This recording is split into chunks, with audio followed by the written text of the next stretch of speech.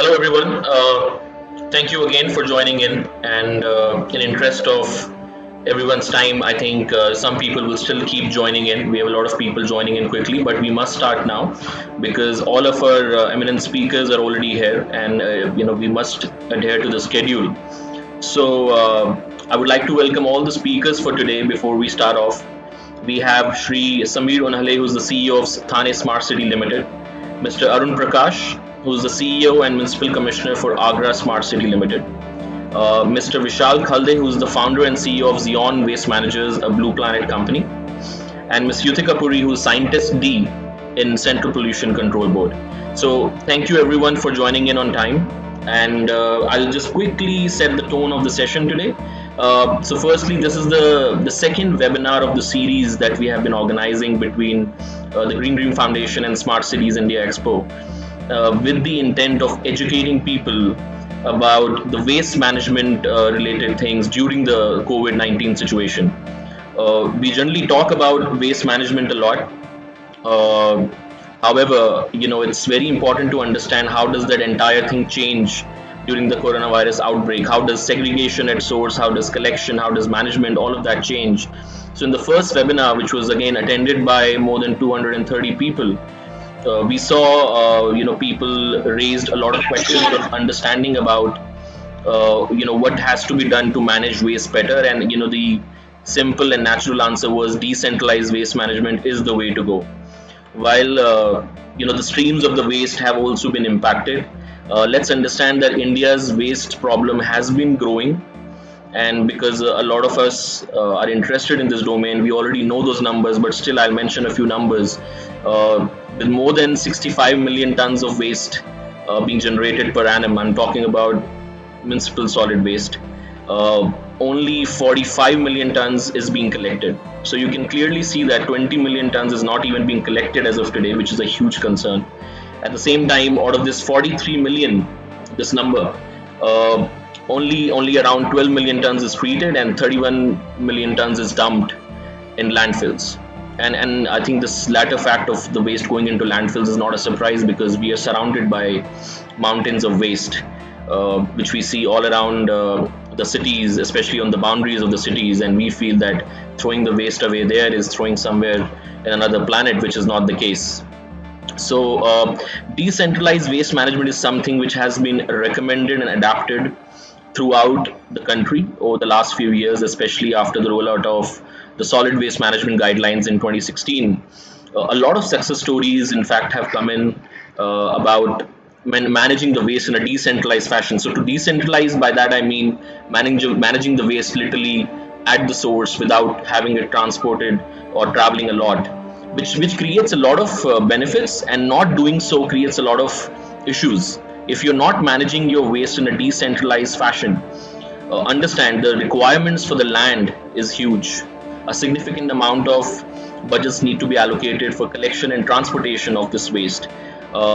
It's not cost effective, and that's why we see the piles of waste increasing every day, and that's why, and also the neighborhoods, the residents, they generally complain a lot about these landfills building in and around their areas, which is a huge concern, not just from an environmental, but now let's understand from a health perspective as well, which was always the case. But now good thing is people are talking about waste not being managed as a health issue as well, and not just an environmental issue anymore, which is good, because when people are relate an issue to the health, they tend to act on it faster, because that's human tendency. If something gets a little more personal and near to you, you tend to act on it quickly, versus, and that's the reason a lot of times environment is, as a topic, is ignored all over the world, because, for example, if you can't see air pollution, you feel it's not affecting you.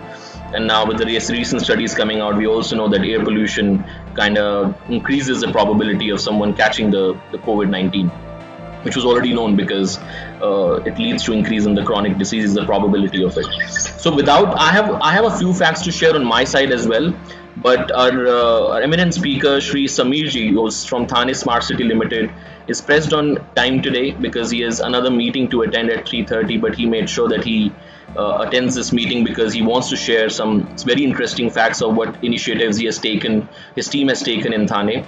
So I'll quickly pass on the speaking rights to Sri Samir and ask him to please take it forward.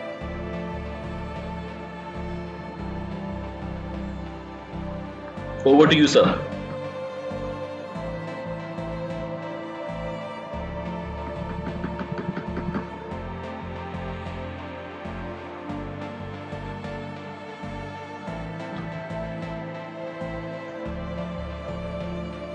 Samir sir, we cannot hear you. Can you hear me?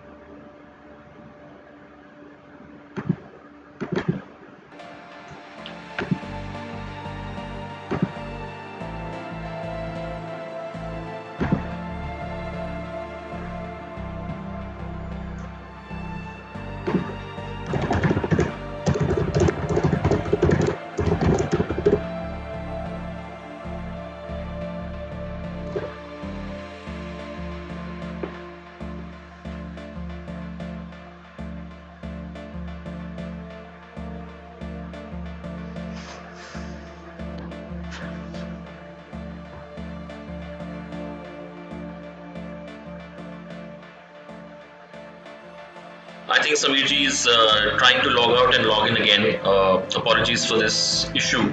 So while he joins, another thing that I wanted to highlight is that in spite of a lot of our waste being recyclable, uh, it ends up landing in the landfills at the moment. Samir sir is back. So sir, can you unmute? Yeah.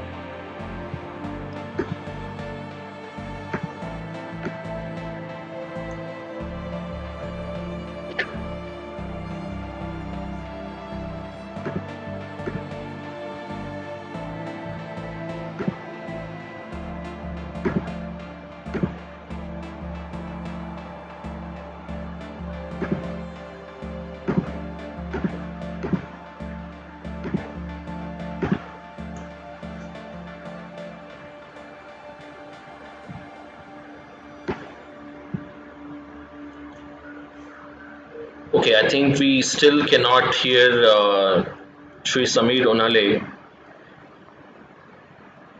So while I think, Risha, if you could just please coordinate with Samir sir to see what's happening there, and I'll go ahead and mention a few more facts to our audience in the meantime.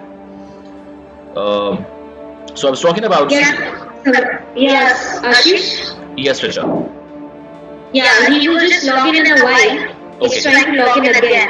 So Okay. I request why not take either Mr. Arun Prakash to speak or Deepika to continue.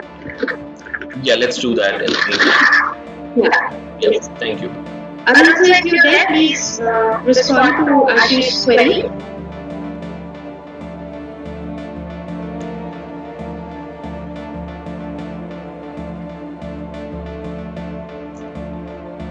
He may be facing some technical issues as well. I know he was here earlier, so if you could just give him a call and I'll continue in the meantime. Samir sir has arrived again apparently. Let's see if this works. Apologies everyone, technology overplays us at times.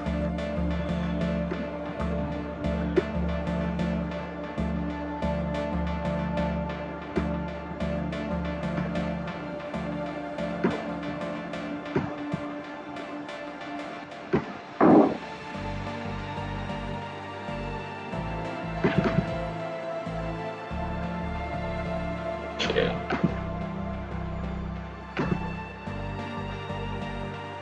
Okay, great. Samir sir seems back on. Samirji, if you could unmute yourself and see if this works this time.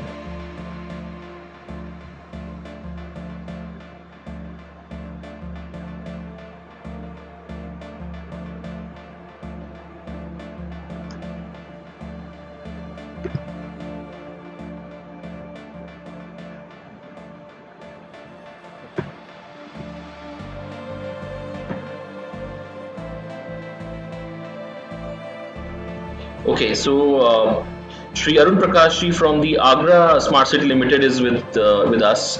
Arun sir, if you could hear me, you could please unmute yourself and confirm you can hear us.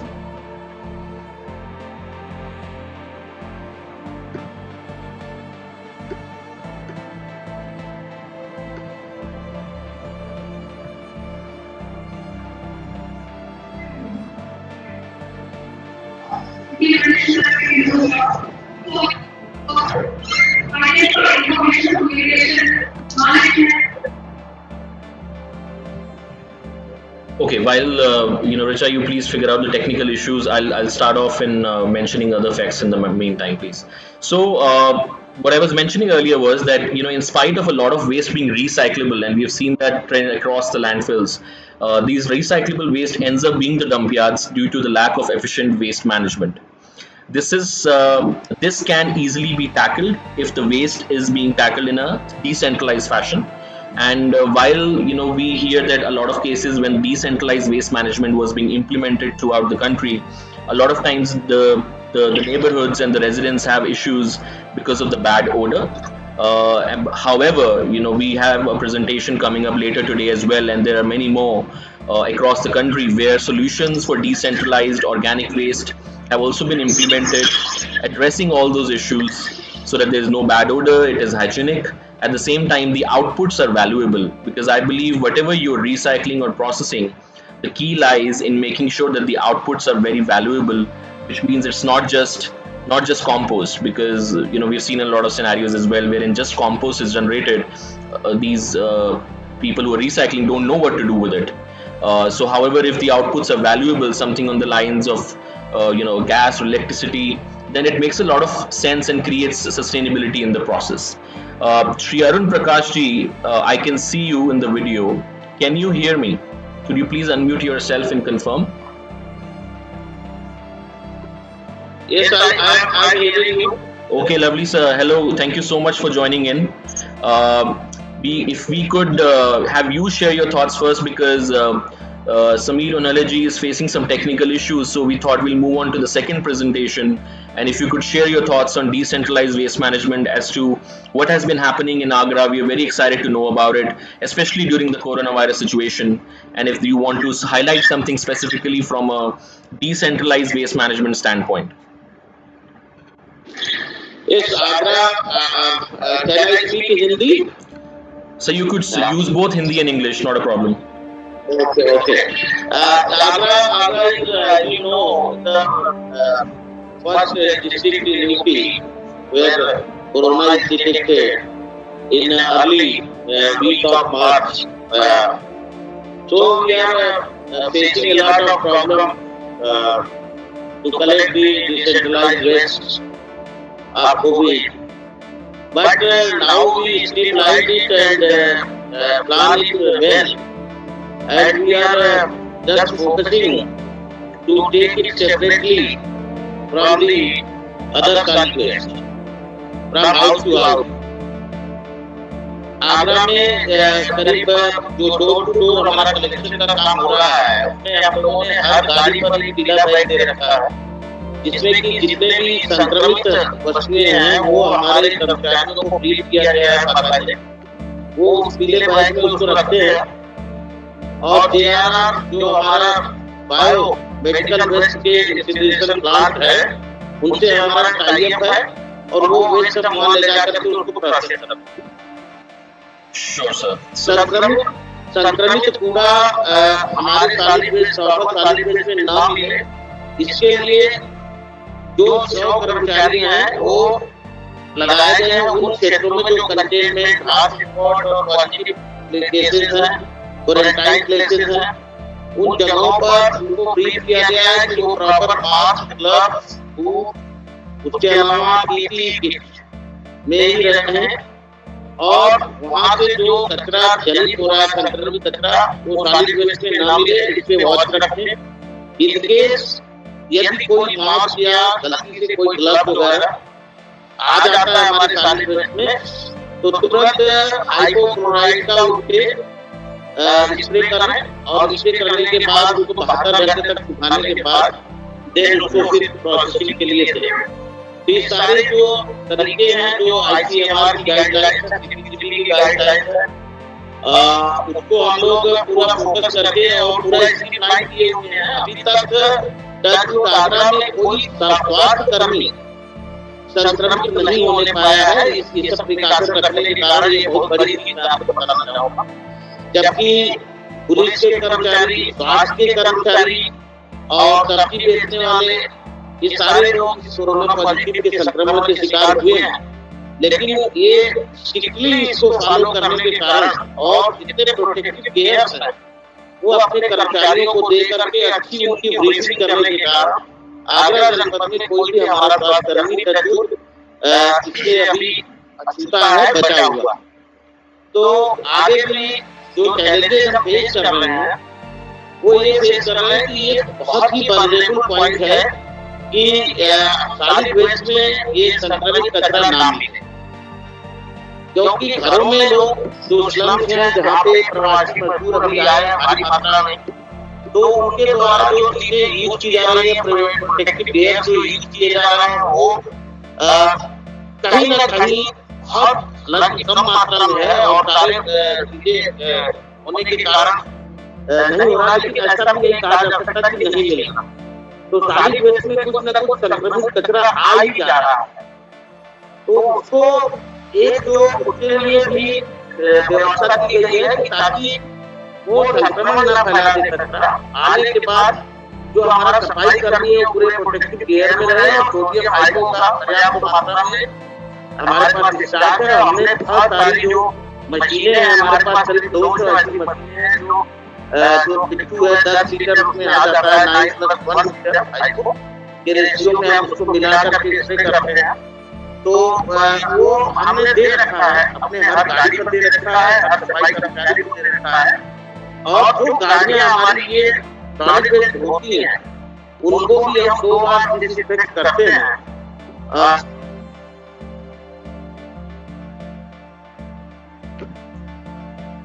Okay, so that looks like a technical issue that happened and Arun Prakash ji dropped off. So while he resumes, I think because Sameer ji had to leave, and let's see if his the voice is able to get through to us now. Sir, could you please unmute yourself and see if this works this time?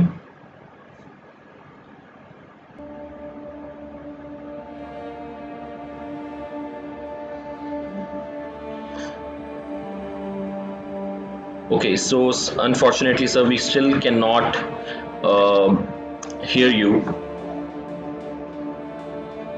which is really unfortunate for us because we really want to hear from you. Hello. Oh, great. Hello, sir. Hello. We can hear you now. Good afternoon. Good afternoon. Welcome, sir. Disconnect हो गया था, तो मैं ये बताना चाहूँगा कि हमारे यहाँ 159 ये हाउस होल्ड है, जिसमें से सॉलिड वेस्ट हमारा 361.975 किलो पर डे निकल रहा है और संक्रमित कचरा भी 75 किलो पर डे निकल रहा है। तो इसको हम पूरा इसमें होल्ड रखे हुए हैं और इसको अलग सेग्रीगेट करके सोडियम हाइड्रो का छिड़काव करके जो उठाने की प्रक्रिया वो करने के बाद प्रोसेसिंग यूनिट जो हमारी इंसिनरेशन प्लांट है बायोमेडिकल वेस्ट का वहाँ भेजते हैं। तो इस वजह से जो हमारा जलावर है या जहाँ पे हम MRF है, हमारी जो ड्राई वेस्ट के लिए जो फैसिलिटी है और जो वेट वेस्ट के लिए जहाँ पे हम खाद बनाते हैं कंपोस्ट की, वहाँ पे ये संक्रमित कचरा हम नहीं ले जाते हैं, जिस ताकि उस कचरे को भी संक्रमित न कर दे और हमारे कर्मचारियों को संक्रमित न कर। इस तरह से इसमें एक चीजें हम लोग कर रहे हैं। सॉलिड वेस्ट मैनेजमेंट रूल 2016 में आपका ये जो Arun ji, can you hear me? Yes, I am able to hear you. हाँ जी सर, मैं आपसे बस दरखास्त करूंगा if you can just so we have heard you so far, but just to keep it a little more interactive, I'll now switch between you and Sameer ji because he is also wanting to share a few facts. तो please आप हमारे साथ बने रहे, please stay there and अभी समीर जी से थोड़ा सा सुनते हैं and then we'll come back to you in 5 minutes. Okay. Sameer sir, if you could unmute yourself because I think the technical issue has been sorted out. Really? Yes, we can hear you, sir. मुझसे ले लेते हैं। यही तो मैंने आपको भेजा है, इनको भी भेजा है। मैंने बार-बार आपकी अपडेट करना है, तो तैयार रखो। Sameer sir, over to you now.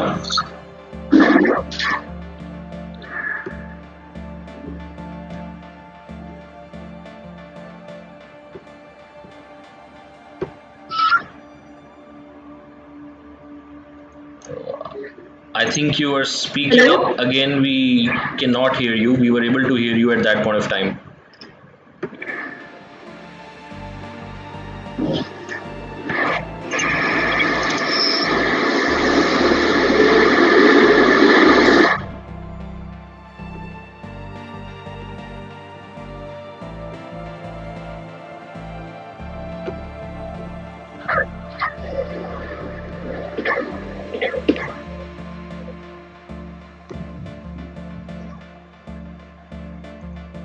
Sameer sir, I think the previous device that you used, that was working fine. We were able to hear you just the last time.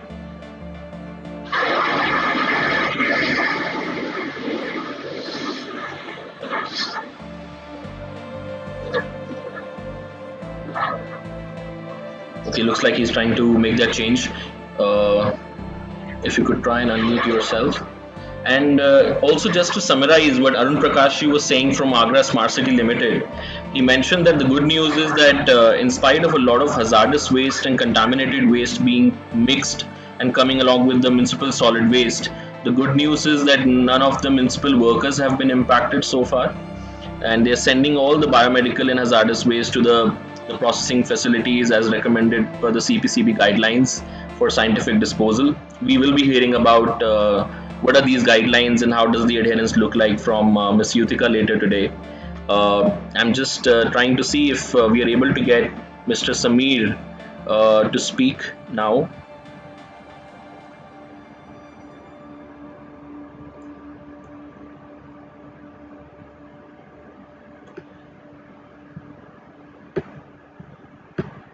No sir, we cannot hear you, unfortunately.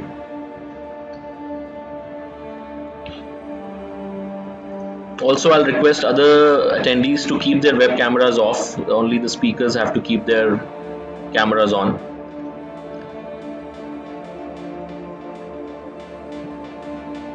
Okay, so I think a gentleman from Agra Nagar Nigam is here. So is Arun Prakash still online with us, or has he left? Because I saw that he dropped off. He's there, sir. Ashish? Okay, great, lovely. So, sir, while Sameer ji is trying to figure out what's happening with the mic there, I think we can continue. I was trying to मैं थोड़ा translate करा, so if someone had trouble understanding Hindi, so whatever summary you gave, I translated that.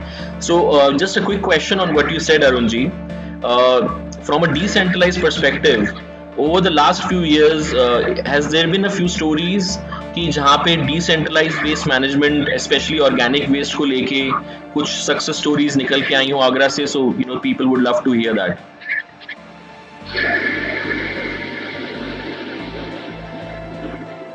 Decentralised जो waste management है उसमें आगरा ने जो किया है वो एक प्राइमरी कलेक्शन सेंटर बनाया है।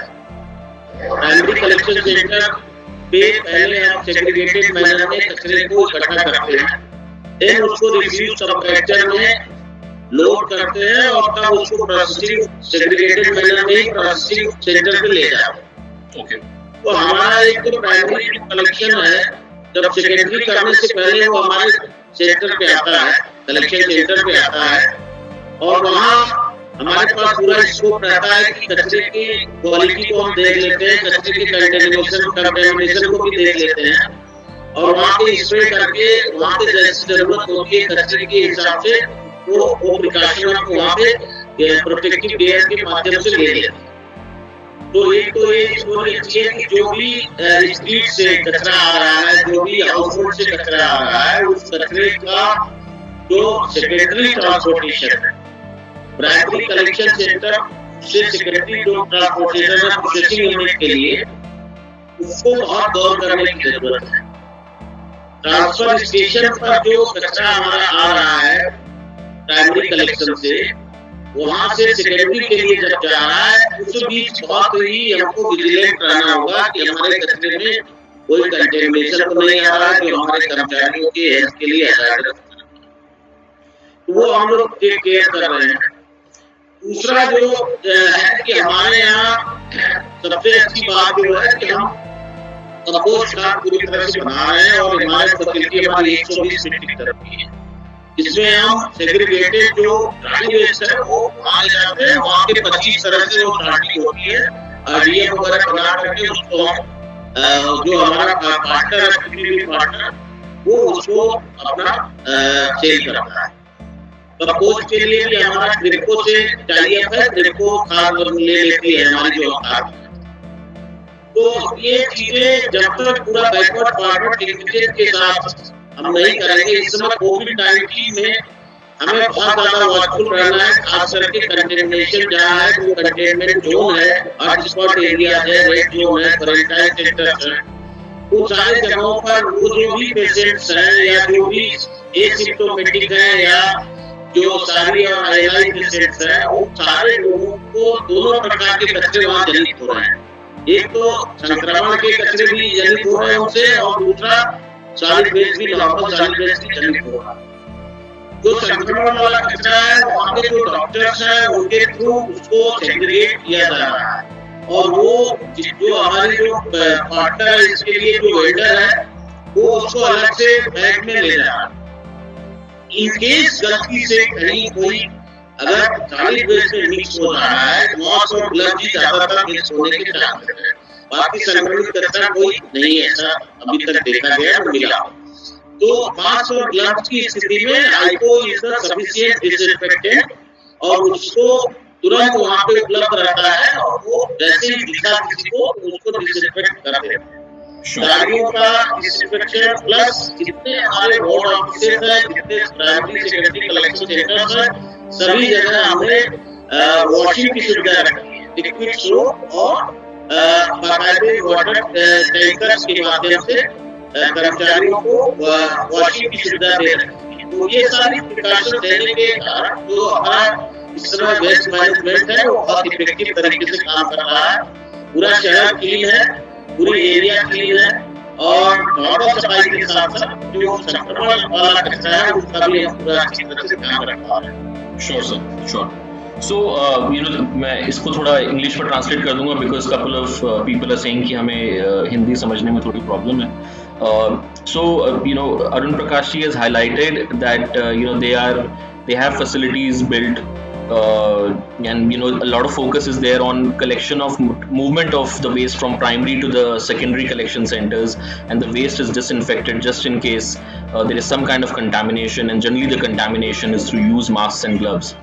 The hazardous waste, the biomedical waste is being handed over to the vendor for biomedical waste for scientific disposal. At the same time, they are converting the organic waste into compost, which is being bought by a company. So, Arun Prakash ji, जो ये compost आप इस company को दे रहे हैं, not wanting to know much, but is there a revenue model? Does this help you make it more financially sustainable? Because फिर compost को क्या करना है वो question gets addressed. Because lot of times, जैसे कि मैंने पहले बोला था, हमारे पास 100 टन compost generate हो गया एक दिन का. So, but if there is no buyer and if there is no economy linked to it, then it becomes a challenge. It's like आपने एक problem solve किया and you created a second problem out of it. So, वो जो compost है, is that being bought or is it just being given on a barter basis? ये ONM में हमारे काम आ रहा है, और इसमें गवर्नमेंट ऑफ इंडिया जो सब्सिडी दे रही है वो 1500 रुपए पर टन दे रही है।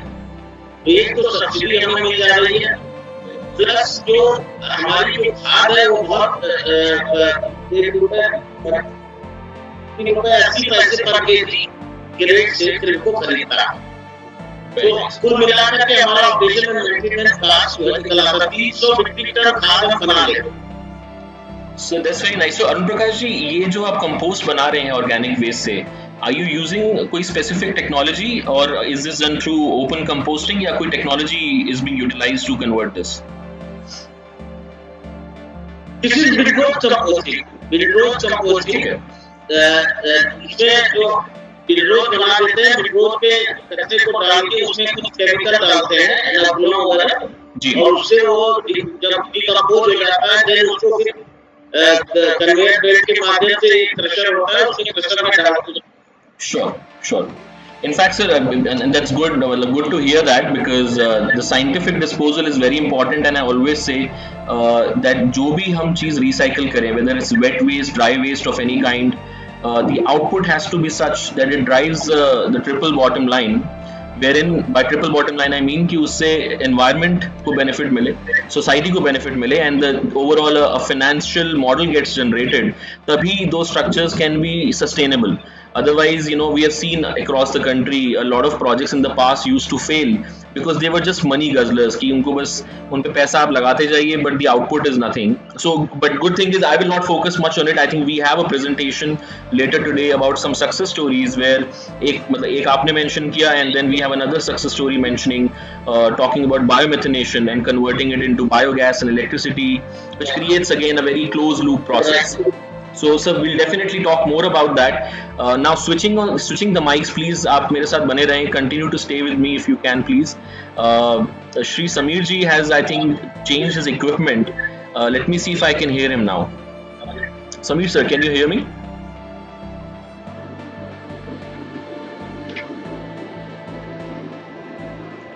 I think he cannot.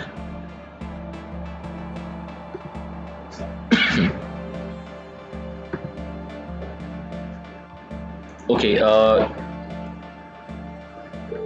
Richa, maybe the speaker on his side is not on. Please call him to coordinate that while I try to take up a few questions. So, Arunji, while you were talking, some questions came in, and people were wanting to know that when जब आप infected waste की बात कर रहे थे, when you were talking about infected waste, what kind of items are you talking about? Are you talking about just the masks and gloves, or are there other biomedical wastes that you are talking about here? Only masks and gloves. Only masks. Nothing other infected. So, sir, masks and gloves due to. Sorry, sir. Please go ahead. जो कम समझ के लोग हैं घरों में जो mask और glove तो इस समय सभी लोग लगा रहे हैं, सोशल डिस्टेंसिंग कर रहे हैं, तो उनको नहीं लगता है कि इसको बहुत इसको अलग से रखना चाहिए, अलग से देना चाहिए, तो ऐसी गलतियां उनके द्वारा जरूर हो जा रही हैं। लेकिन और कोई ऐसा बायोमेडिकल वेस्ट नहीं हमारे कचरे में आ रहा, तो इसका भी ध्यान रखना है मास्क और ग्लव का, क्योंकि इसमें भी ड्रॉपलेट्स तो है, ड्रॉपलेट्स को स्प्रे करके खत्म करना और सुखाना जरूरी। Thanks, sir. And I think for everyone's knowledge who is on the webinar right now and watching us on the Facebook live streaming, because this webinar is also being streamed live on Facebook, so we are beyond the number of live active participants. More than 1,000 people are watching this right now. So for everyone's knowledge, there is a category which is called the household hazardous waste or domestic hazardous waste. A notification came from Swachh Bharat Mission on March 26th as well, which specified that such waste, which is used masks, gloves and tissues, have to be segregated at source. They have to be kept separate. They cannot be mixed with the dry waste, and the same has to be collected separately by the municipal corporation.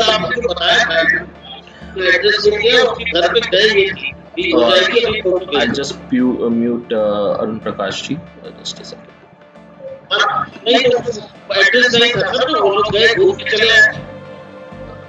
Ashish, could you please mute Arun Prakash ji?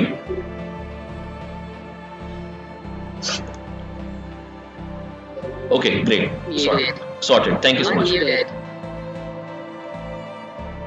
Okay, I am unmuted. Okay, great. So what I was saying was the Swachh Bharat Mission notification that came out. It talks about keeping the hazardous waste separately and also collecting it separately and then sending for scientific disposal. Fact of the matter, reality on the ground, what we've also seen in a couple of cities while we have been on the ground and doing a lot of activities, is all of this is getting mixed. So, and even we have also seen cases where they have kept the used masks and gloves separately, but when the collection happened, it was all mixed into one. Such situations are very unfortunate, and I think that needs to change, because waste management is an activity throughout the year and not an activity just to be done, near the Swachh Sarvekshan. And while some municipal corporations are doing a great job, some organizations, all these waste collectors, we have all kind of examples. But the point is, with the quantum of waste which is getting generated and only a part of that is getting collected, there is a lot of scope to do stuff there. Samir ji, I can see you again. Could you please say something so we can see if we can hear you?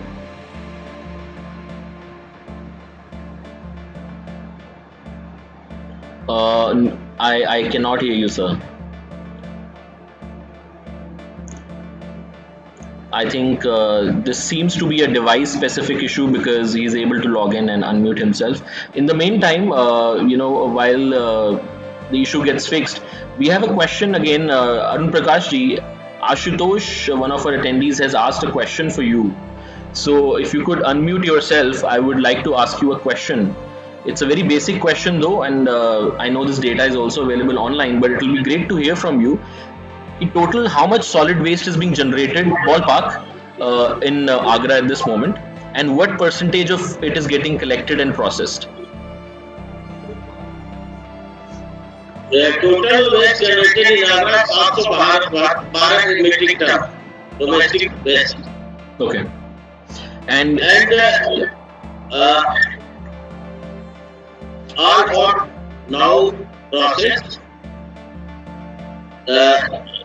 Roughly 200 metric ton dry waste and rest wet waste and inert 10%. Okay. So total 7. Yes. And so 10% inert waste obviously has to be sent to the landfill. There is no other option for that. So is biomining also being done to clear the landfills in and around Agra? Yes, biomining we are doing. We have 8 lakh metric ton dump of legacy waste, and we are now biomining that. Okay. And near about 30% work is over now. That's very good. That's very good to hear, because I think bioremediation or biomining is equally important, because while some of our waste will continue to be non-recyclable, but yes, I'm glad to hear that, because in most of the cities we are seeing that even a lot of biodegradable and recyclable waste is going to landfills, and that is primarily because of the fact that there is lack of segregation at source, or if the segregation at source is happening, then the collection is not happening the right way. The collection mixes all the waste, and we understand that once the waste is mixed, the resource recovery cannot be that great. I think I can hear Commissioner sir now. So Samir ji, could you please say something? So Ashish, are we finally online? We are finally online, sir. Thank you so much for being so patient. I believe that's the lesson all of us have, that we have to keep on trying.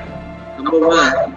Number two, the issues of smaller cities. The issue of smaller cities will always be there, and they will have to be tackled differently. So somehow there is a focus on the larger cities, focus on the bigger ones. But if you remember, the majority of the urban India is created in small and medium towns, tier 2 and tier 3.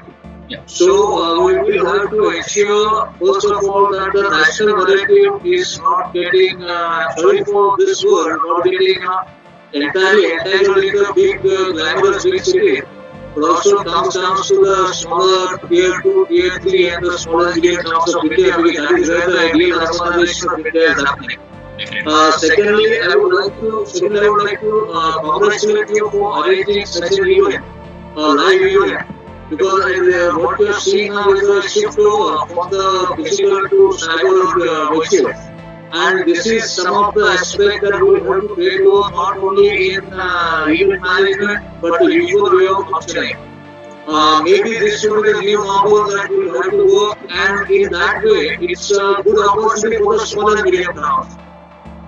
Physical proximity and agglomeration economics is very much there.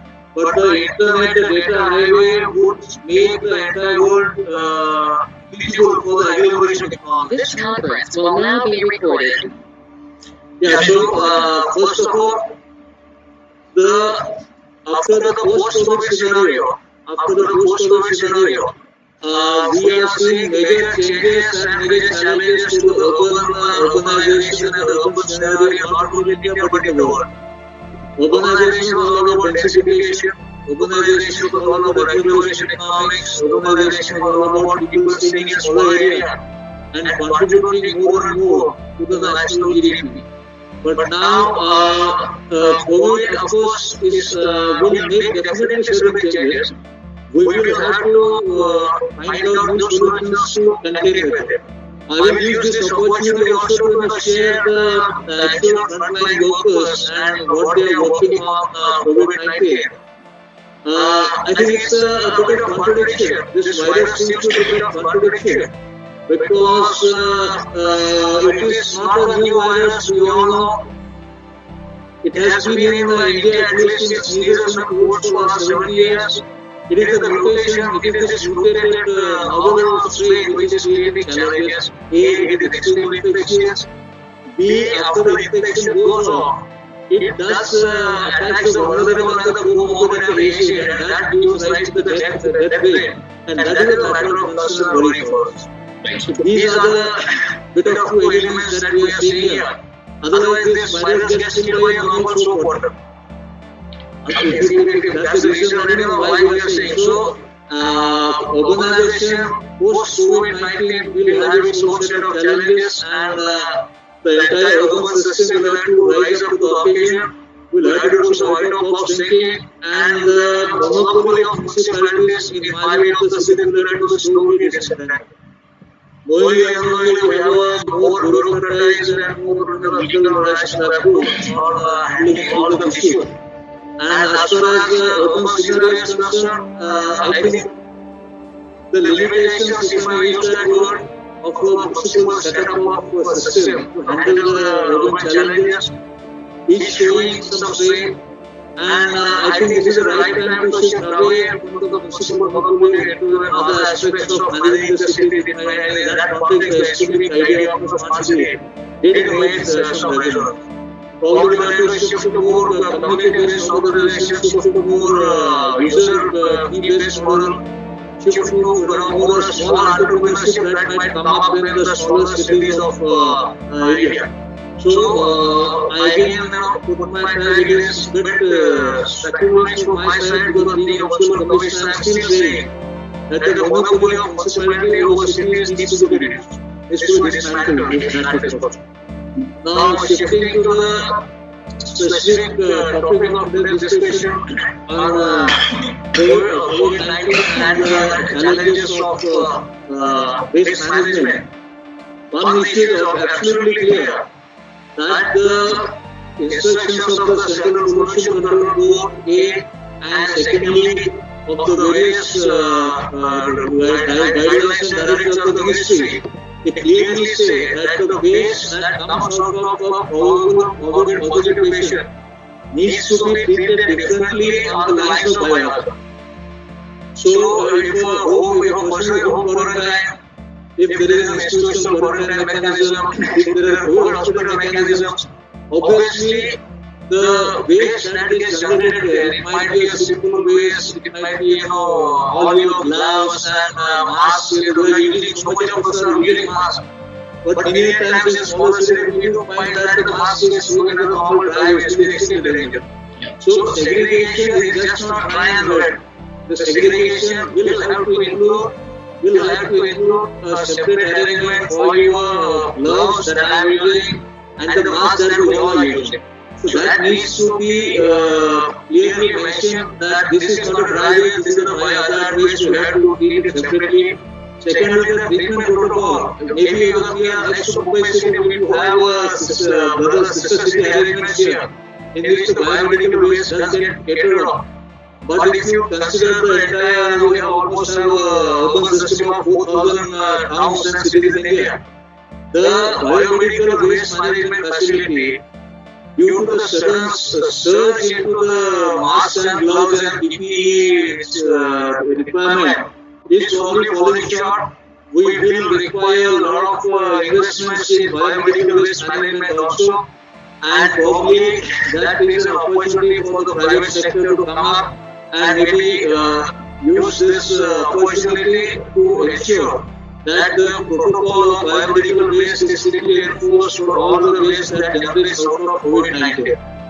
Of course, we do hope that the COVID-19 is not a permanent feature. We will find some vaccine, we will find some solution very soon, and maybe in a matter of maybe months, we hopefully all of us should be able to tide over this challenge that we are facing.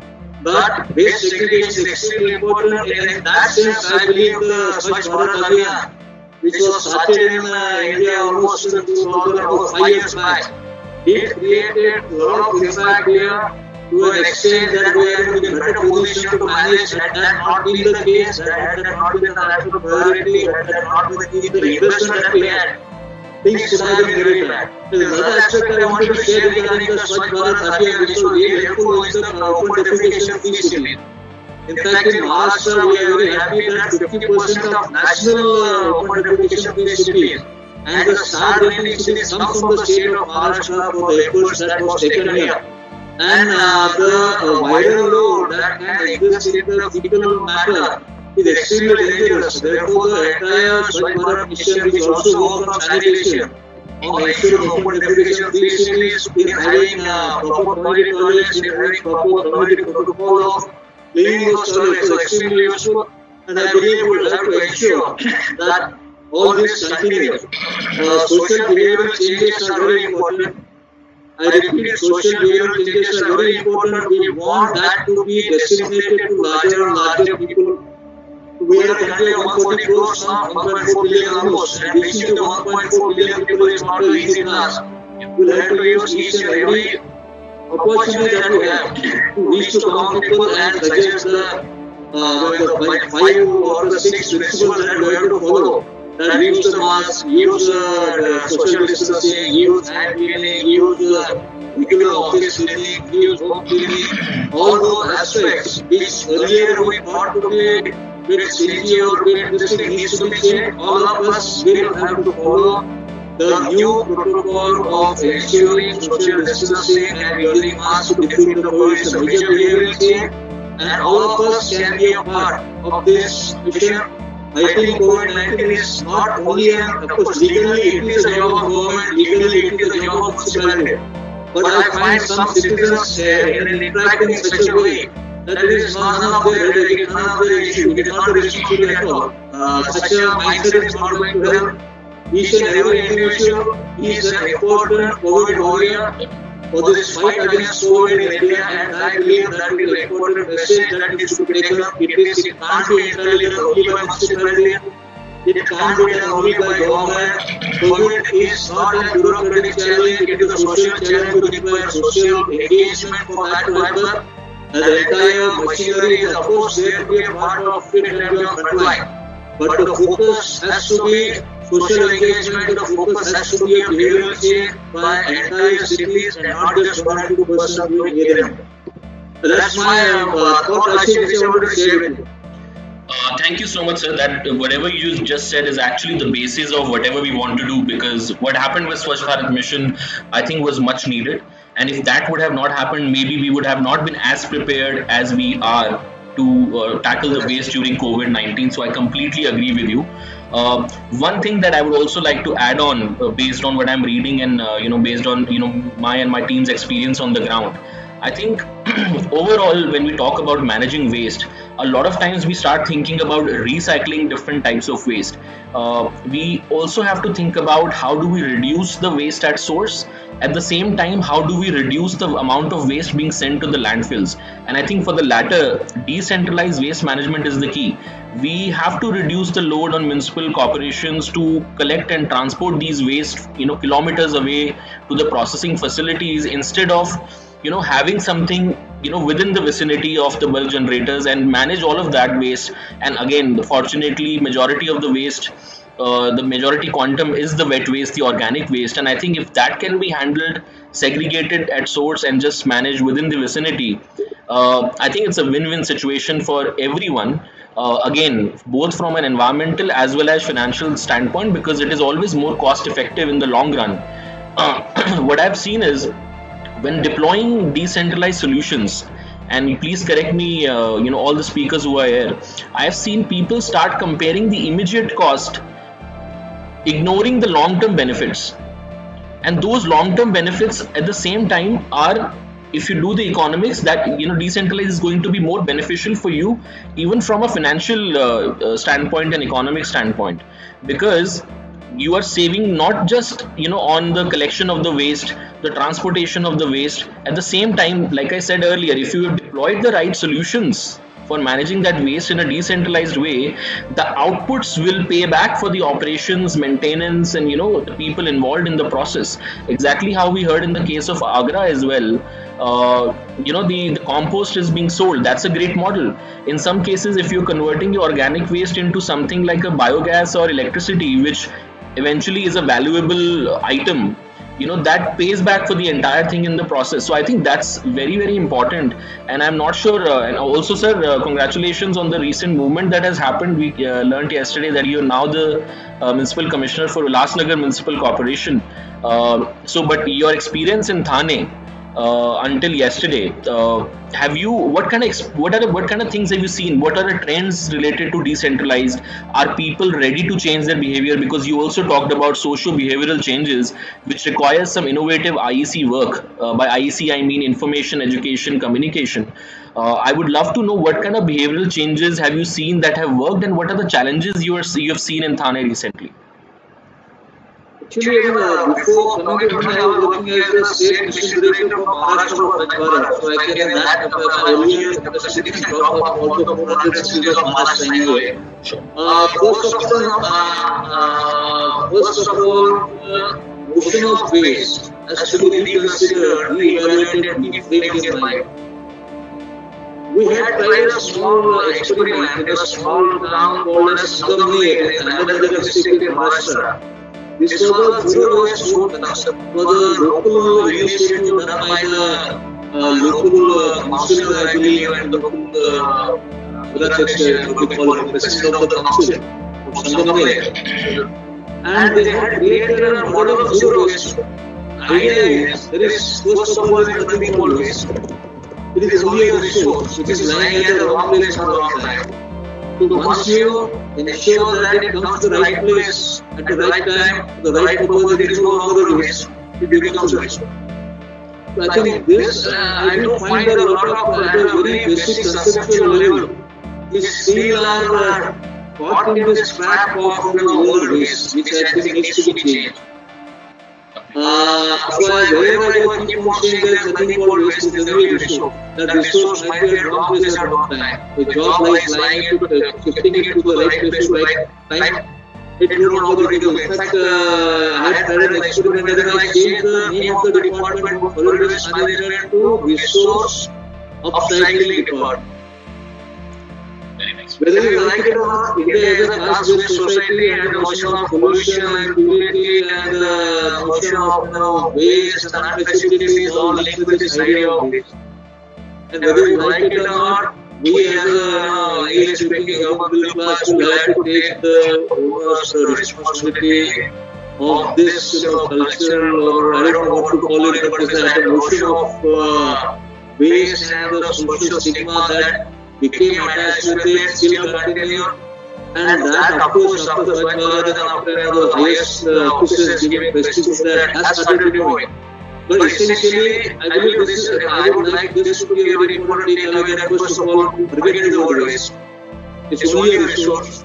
Shift it to the right place, right time, right purpose, it is a resource. So we will come out of this mental trap of throwing things under the rug or throwing it somewhere not maybe this entire English pro not in the backyard. It's coming out of this fundamental ideal structure of this notion of pollution.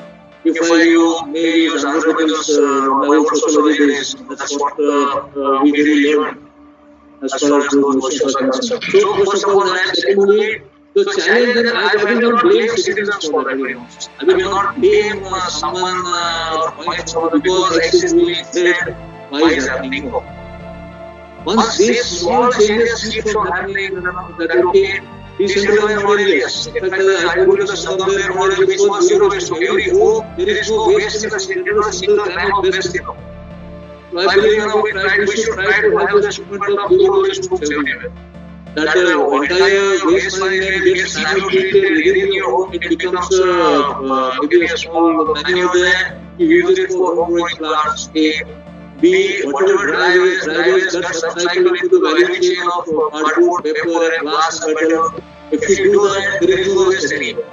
So the entire industry that has come up for collecting all the problem into one place, making it unmanageable and then trying to find technical solutions for that, also needs to be moved on, and that not like the decentralized waste management was a good idea. Then Thane, we put successfully into it was a part of our smart city project. We in fact gave orders of 10 smaller projects, smaller decentralized models. I think 7 of them have started working. And the segregation, idea of segregation is now picking up slowly. People are getting, are agreeing with the basic notion, idea of belief of segregation. Things slowly will move, but we are a nation of 1.48 crores, so it's 1.2 billion. So we have our own moment inertia, and once this inertia turns into momentum, I'm sure we will get to this task of decentralized and go beyond the decentralized, the hope of composting of the wet waste and upcycling of dry waste into the value chain should lead us ideally to a zero waste in India. Thank you. Definitely, sir. I think that mindset itself is very important, because if we are again, from a socio-behavioral standpoint, I've seen that in a lot of cities, we have still been able to achieve segregation at source. I would not name those cities, it would not sound good here at this forum, but I have, through my eyes and a lot of people around us, they saw waste was segregated, but when the van comes for collection. Sorry, actually I'm sorry to intervene. I have to meet some people, so I will take your permission to leave the meeting.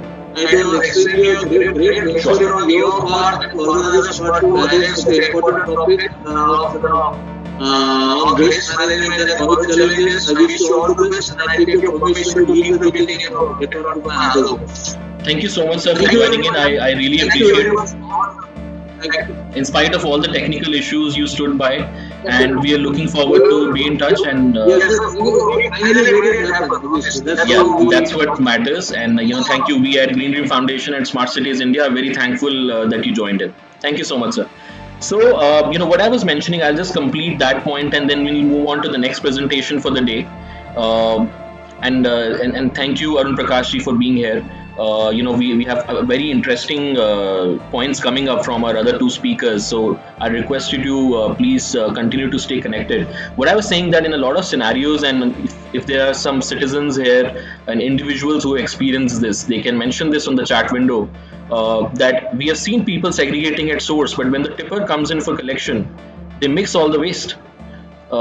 That is completely counterproductive. And imagine, if citizens come to know that they are taking so much effort segregating at waste and it gets all mixed up, then it is of no use. And then when such questions are raised that why is it being mixed at the time of collection, generally it is blamed that it's lack of infrastructure, lack of material recovery facilities, lack of proper recycling mechanisms. So eventually to landfill mein jana hai. Eventually it has to go to the landfill to let it be mixed.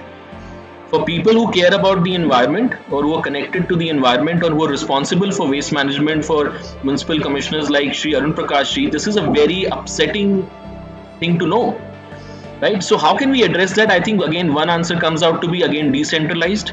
Doesn't call for transportation, doesn't call for a lot of investment in huge plants, doesn't call for big commissionings. So I think that is another advantage I wanted to add, again decentralized being an answer to that problem also, that when you segregate the waste and it still gets mixed, I think it will easily get addressed in the case of decentralized mechanisms.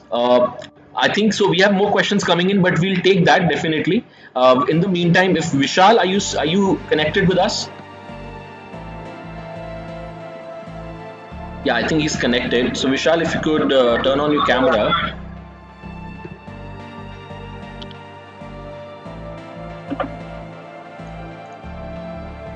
Okay, lovely. I can see you, Vishal. Hello. Hi, Vishal. So thank you for joining in and sticking by, and thank you, Yuthika, for your patience as well. We have been facing a lot of technical issues. We have a lot of interesting questions for you in that chat you might have seen. So we'll quickly start off with Vishal, wherein he'll be talking about a few success stories around decentralized waste management. These guys have been doing some awesome work, which I have seen as primarily from a neutral environmentalist perspective as well. So over to you, Vishal, and I think we have a lot of people here on the live stream and people like Yuthika and Arun Prakash ji who are keen to hear from you. Thank you. Yeah, thank you and good afternoon, everyone. I just thank that it's really a very great initiative such as Sameer. So this briefly out, actually I am Vishal from Beyond Waste Managers, and we are part of the pre-planning group. So just not wasting much time, I will just give you what exactly we are with New-Planet. So with New-Planet, what we are trying to do is we are trying to build an end-to-end solution. As mentioned by Sameer sir, that the waste is, it is not a waste actually, but it is a resource which is been lying at a different place. So here, what we are trying to do is the main problem, as everyone knows in India, segregation, which is really a pain point. So I think that decentralized waste management is the right approach, because what it does is it help the citizens to know that what is really happening with the waste. So just imagine if there is a processing plant in the backyard of your society. So you know what is happening with your waste, because the waste is when you are segregating the waste and it will be processed at the source. So this is really a very good initiative which has been promoted by Swachh Bharat Mission also and under solid waste management regulations. Because as said that people a lot of time what happens that the municipal corporation vehicle comes and collects the waste and it mixes the waste which is wet and dry, which is segregated at our home. So this definitely gives us a good motivation that the waste is segregated at home there. So what we are also trying to do is we are engaged with the end-to-end solution. What I meant, we are trying to cover the entire waste. So as a New-Planet, we are focusing into waste collection and segregation, which is one of the main point. Also, you will see a lot of heaps of waste available, which are the dumping sites which are there from the areas. So under our company, through Sigma, which is a solution which we offer for biomining. What we do, we do the reclamation of the land. We convert the entire landfill into a usable area. So this landfill waste has been geared to a process called biomining, where you segregate the waste and convert it into different resources. Like you get some organic stuff out of it, you get some debris out of it, which can be used for the different filling areas for the land. Then the waste generated from the land, which are like thin film plastic. Because if you see normally the plastic, the PET bottles and everything that goes to the waste, because it has a value to it. But normally what you see is the thin film plastic which is of no use, which has been collected, which has been lying in the waste area. So what we have a solution through our different offering, where we convert this thin film paste or thin film plastics into a producer oil and a syngas. So this producer oil is equivalent to like a diesel kind of thing, where as per the regulations we can use it in certain proportions, like even for the generators, or can be a replacement for a furnace oil, depending upon the type of the engine. And the gas what has been generated is been again used over there to generate electricity also, or some part of it is used again in the process to make the process much more efficient. So along with this, we are also working on a solution for electronic waste and construction and debris. So for electronic waste, what we are trying to do is we are getting a technology, again a part of our group from UK and into India. So this is a very specialized technology where the electronic waste can be which is at a very low temperature, so not as an hazardous, which has been currently been there practiced everywhere. So this low temperature or low like unhazardous waste, electronic waste has been processed and converted into precious like what we get a recovery from this precious metal, and also the metals which are which have a better value, like you have a copper, you have some lead which can be extracted out of it. And also the construction debris, what you see, can be also converted into a building block. So currently, like a lot of if you see on the roadside, you have this pavement, you have the partitions over there where the concrete is being used. So what we can do is the construction debris waste, which we collect from biomining or through any different construction site, can be processed further and can be converted into building blocks.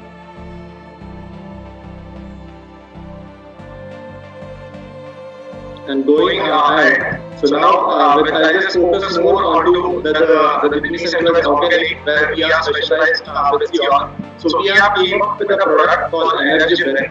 So it's a decentralized waste to energy plant. So as we strongly believe that the waste is a resource and it should be treated in a decentralized manner, so that there is no load on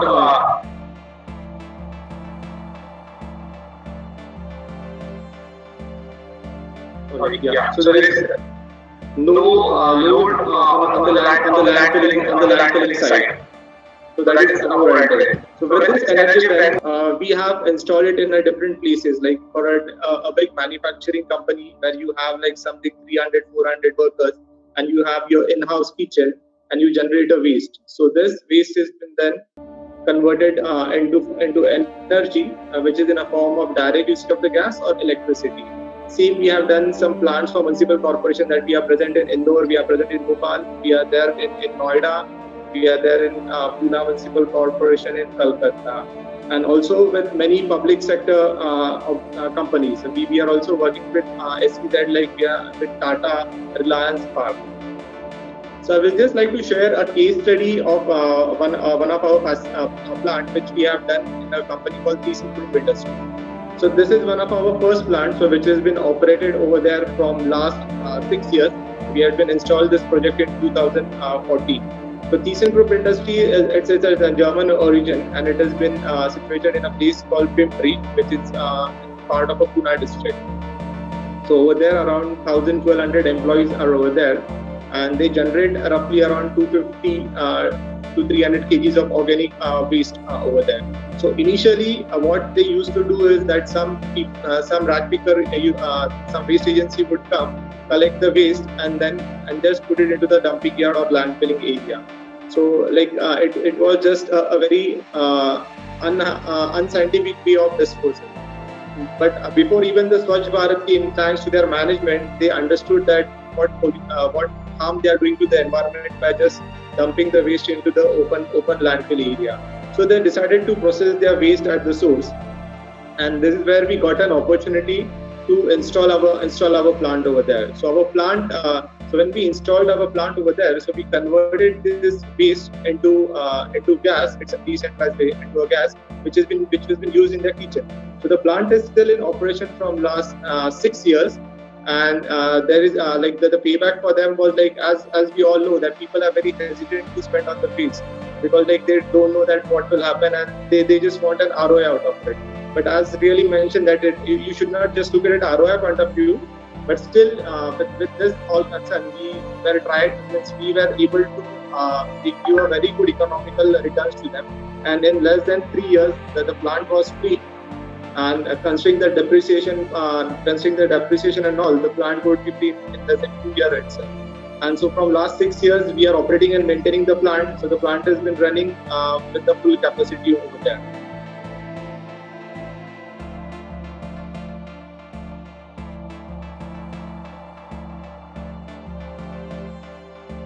Yeah. So this was one of the things what we did at Thiessen Group.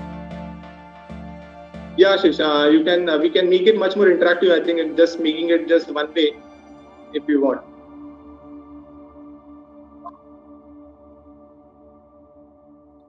I can show a small video.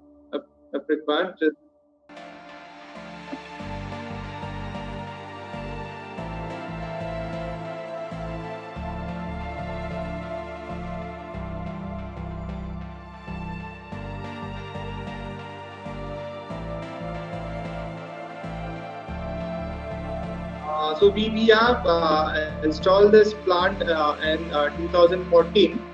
So almost it is like 6 years that the plant has been in operation. So this is one of our first and the oldest plant for Energypen.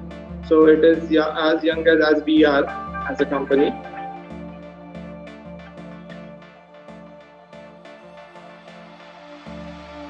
Yeah, so this plant converts the organic waste. So there are around 1100 people which dines over there. So this plant converts the organic waste generated from this 1100 people into biogas, and then which has been used in a kitchen. I will just share the screen and show the small video of it. So just to understand what the plant is.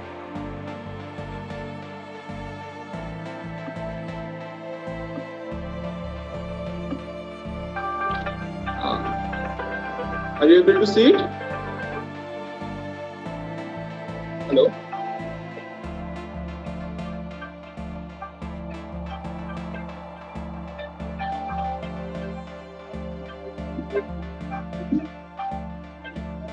Yes. Yeah. So as over there are around 1100 people generating roughly 300. So the waste is we initially train them to segregate the waste. The waste is then segregated over there. Then we also have our operator which is engaged who does the resegregation. And his only work is to just lift the bin and dump it inside the energy bin. So that's the only work required. So then the recycled water has been mixed over here. It is converted into a form of slurry and then this goes into the digester. In a digester where we have our proprietary process, we convert this organic waste into gas and liquid manure. The liquid manure is used back in the garden and the gas is pressurized and given back into the kitchen.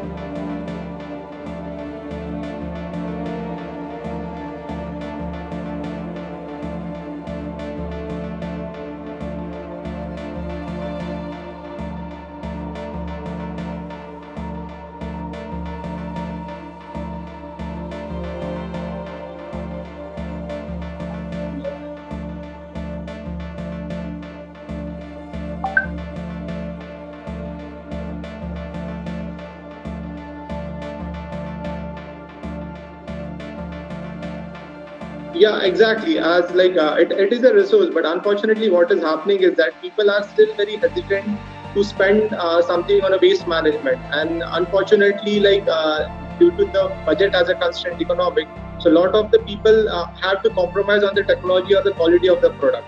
So on the longer run, it hampers the process. So then if you see normally people still say that biogas plant it is a non-functional thing and this gives a lot of headache, lot of pain. But this is not actually the real case. Unfortunately, people don't understand the technology and they're not able to select the right process or if they spend in right way and give a proper justice to a technology. I think like it is really a very superb thing. Means like just imagine converting some organic waste into form of energy and getting your money out of it. So your process form of energy.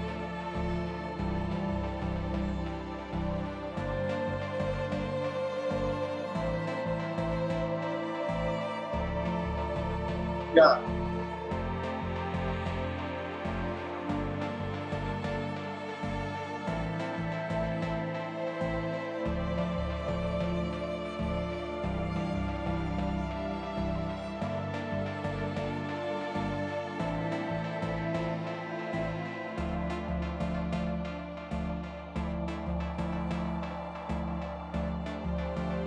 Yeah, right.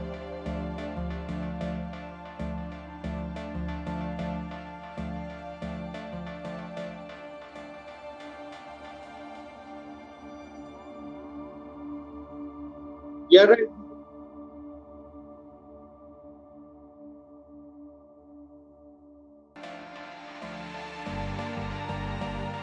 Yeah, so like if you see that normally there are very many large scale plants which is in operation in India, and unfortunately every plant see that there is no waste availability or no waste coming to their plant. So this is the thing that because you have a different waste collector, you have a different plant setup or you have a different who takes the product out of it. But under Blue Planet, as as our mission or vision is to provide an end-to-end solution. So we are responsible for right from collecting the waste to processing it, converting into product, and getting this product to a usable form where you can get a revenue out of it. So this is the platform we are trying to build. So which is like one of the first kind what we are trying to build.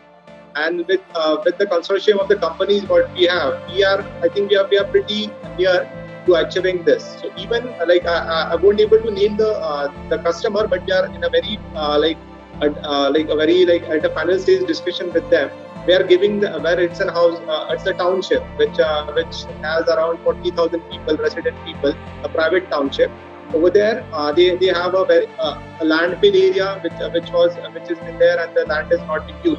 So over here we are getting an opportunity to showcase all our technology, right from biomining, right from processing the plastic waste, the electronic waste, construction debris, and definitely the organic waste which will be converted into bio-CNG. So this would be a first of kind model what we are trying to set up, where we can demonstrate all our technologies over there.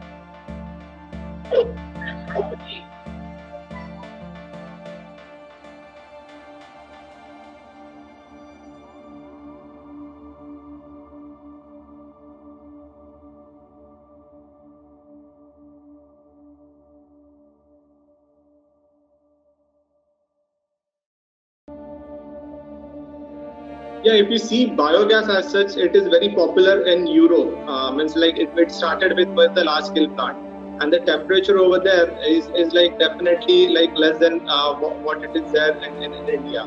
So if you basically there are different things, like there is a mesophilic bacteria or there is an thermophilic bacteria which are. So thermophilic is basically you operate at a higher temperature, and mesophilic at a lower temperature. Lower means more than 25-30 degrees centigrade. So if we try to maintain the temperature inside, so we can definitely we can definitely go ahead and go with this technology and make it much more better and give a better result.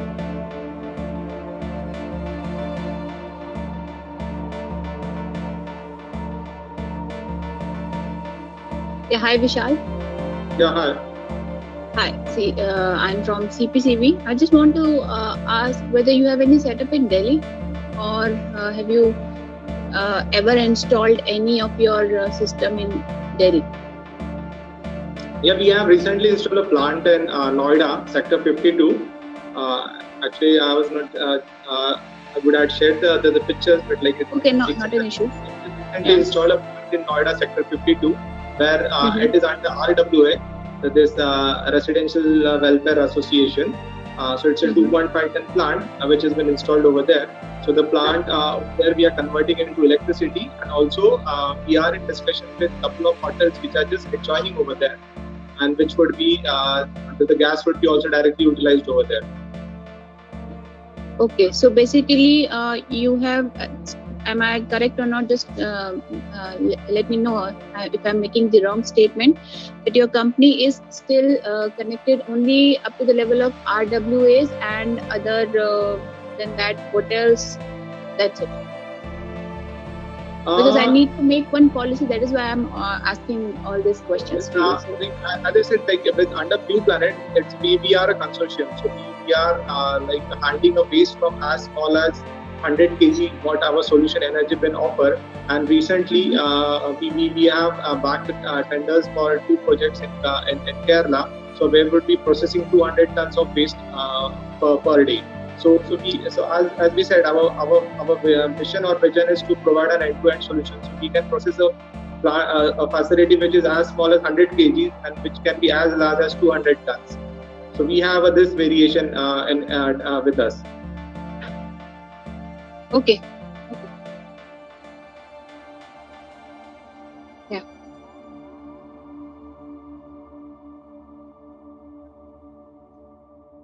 Mm-hmm. Yeah, so this we have done along with a different company. So we were working over there. We worked over there with Indian Oil, where it is like a 5-ton plant, which the waste has been converted into bio-CNG, and which under their CSR activity, it has been distributed over there to the midday meal program. All right, great.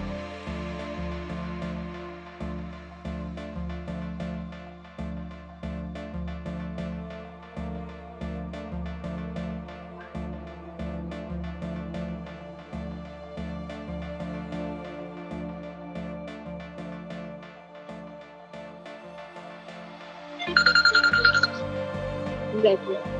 So at level B, we have set up almost around 70 plus installation.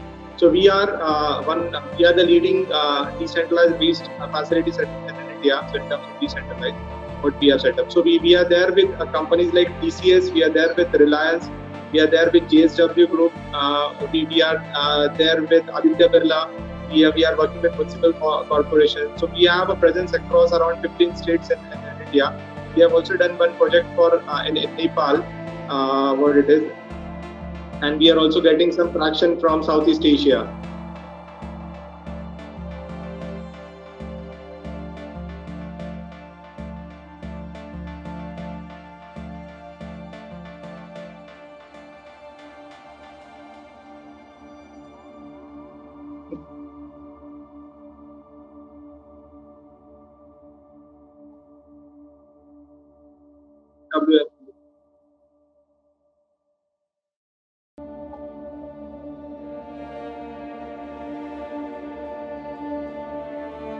Yeah, we have almost another 4 plants which are coming up. Actually, 2 are and 3 of them were ready to dispatch, but unfortunately due to COVID, we were not able to do any work, and everything has been standstill.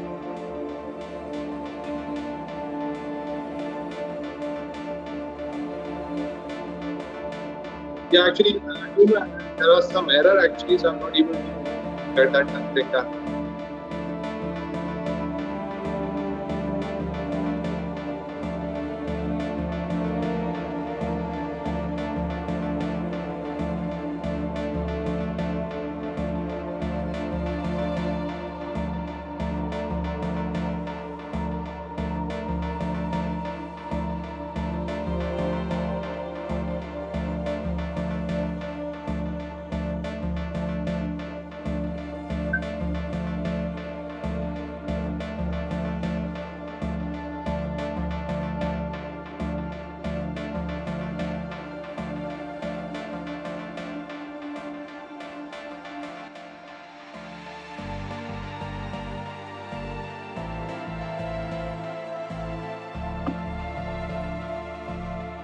As you know, Agra is in TTZ area. We are planning so many things for Agra, but the NOC from Supreme Court, it is also not given to me to set up the waste to energy power plant. We planned it, and we also signed with state government power purchase agreement. Everything is in place, but the NOC is awaited. In future, I think I will get NOC. Then I will set up the waste to energy plant in Agra. That is a 10 to 15 megawatt project. On PPP mode, this project is on PPP mode. The concessionaire is producing electricity and it gives in the grid, and he will be paid by the government. All the garbage and everything is total free. The land is given to the concessionaire free of cost to set up the plant. And this is going to be happen in coming 1 year.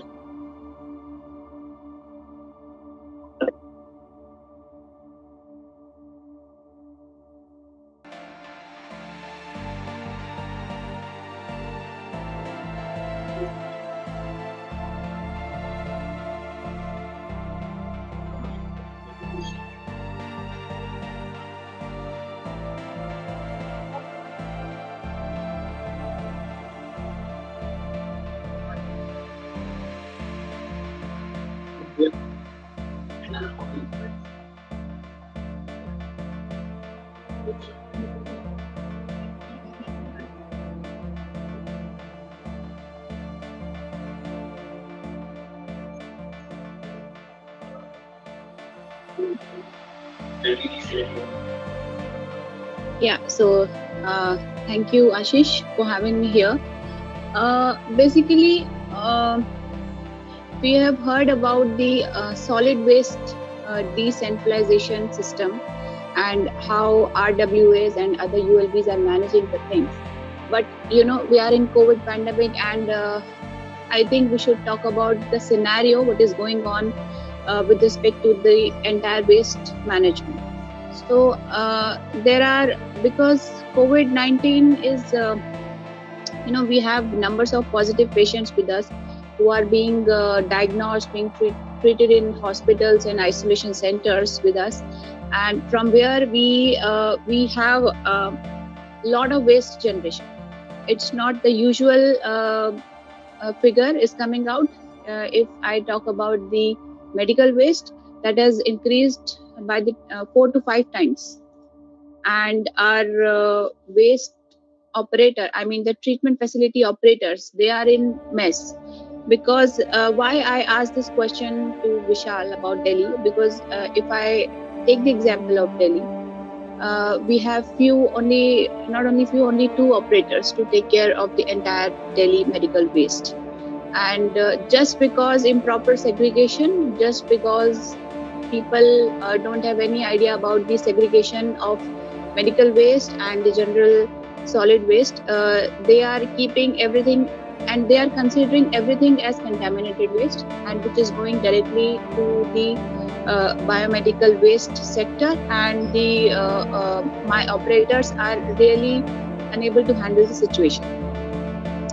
Now CPCB has prepared our own guidelines, which talks about the waste management, as in the biomedical waste management. And yes, we have covered some aspects which are related to the solid waste management also, but it is more of medical, how to handle the waste and how to manage the waste and how to immediately dispose of the waste.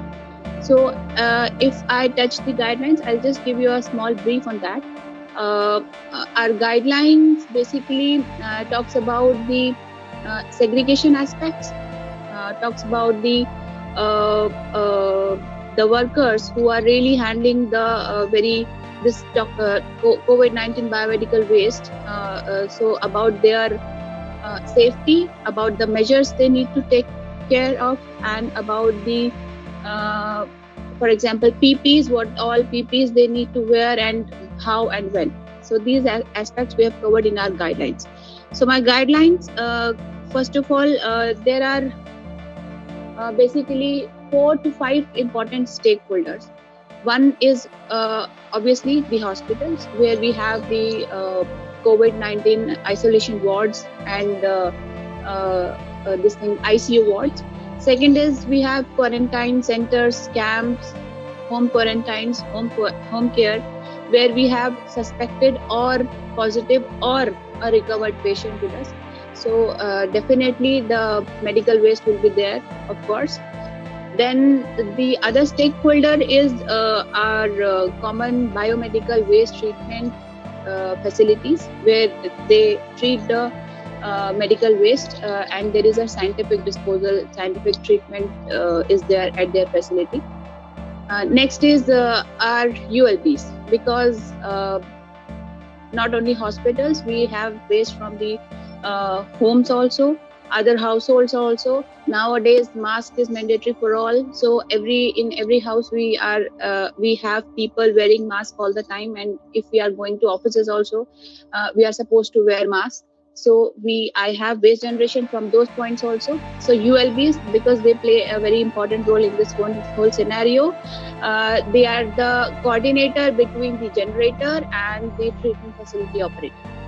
So ULB is very important in this, and the concerned state pollution control boards. Now, I was seeing some queries were there in the chat box. People are asking about the disposal of used masks and gloves at household levels. So there is a small flow. If I'll just start from the beginning. From hospital, it is very easy. We always talk about the segregation of biomedical waste and the general waste.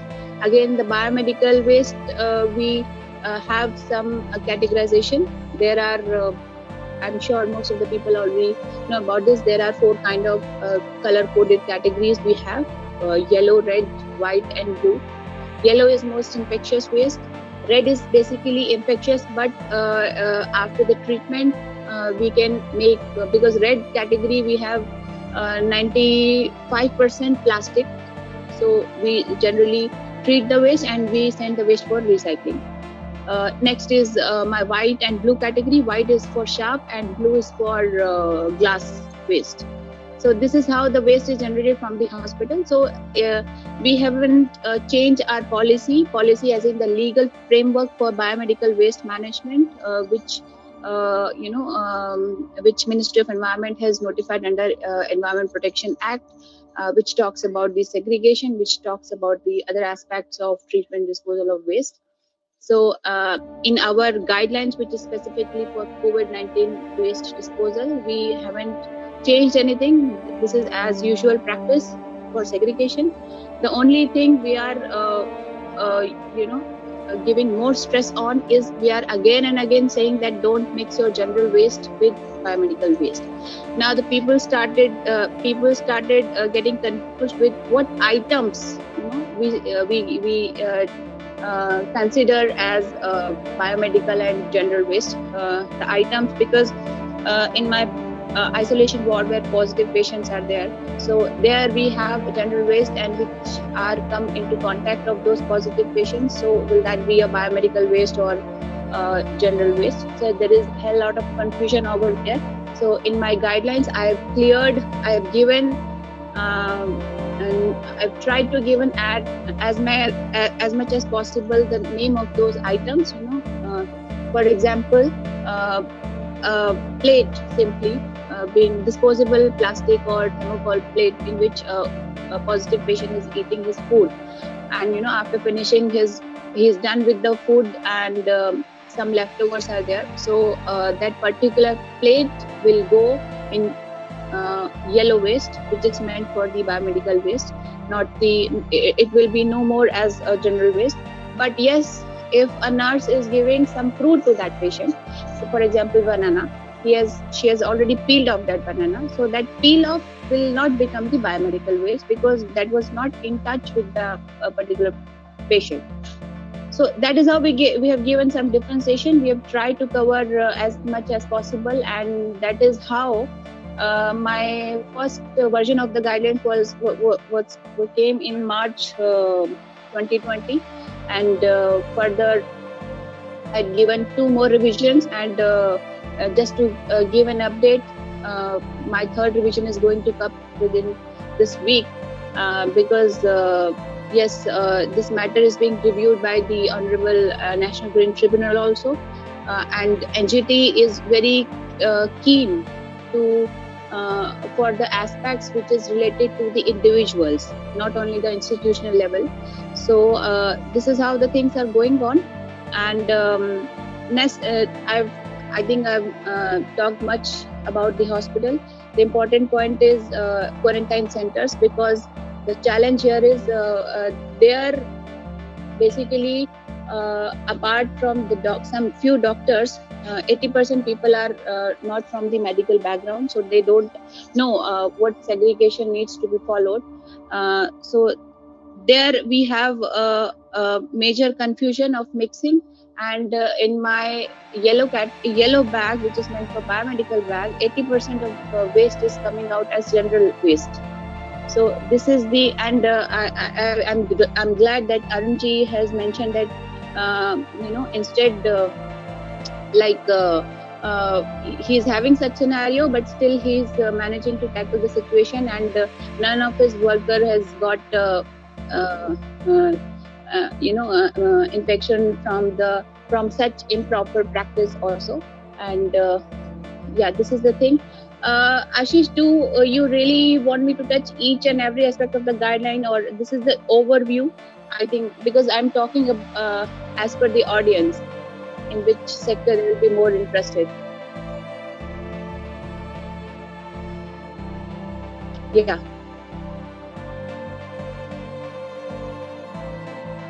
Yeah, yes. Yeah. Sure.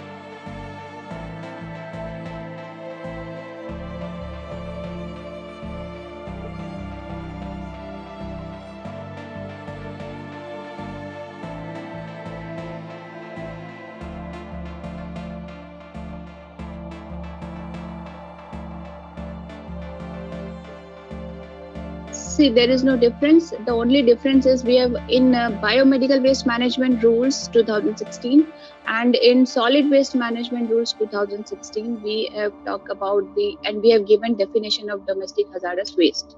Okay, so in both of the legal frameworks, we always say that we are asking people to keep that domestic hazardous waste, such as use diapers, sanitary waste, etc. So we are asking them to wrap in their pouches and give separately to the municipal waste collector who is coming daily basis to collect the other waste also. But I'm not sure whether how much, at what extent it is happening, because I know there is no separate waste bin is available with the waste collector. So next is okay, we have home cares, for example, where a person with less symptoms or asymptomatic positive person is there. Okay, so his used mask and gloves definitely will go in yellow bag. So as Arun ji has also mentioned that he has given yellow bin to his waste collector. So what is the general practice is we are asking people to separate storage of that particular waste, that so-called biomedical waste, which is coming out after the use of that any item, mask, gloves, or leftover food, or other biomedical waste which is listed in the category of biomedical waste categories in Schedule 1 of the BMW rules. So all of the waste shall go into the yellow bag.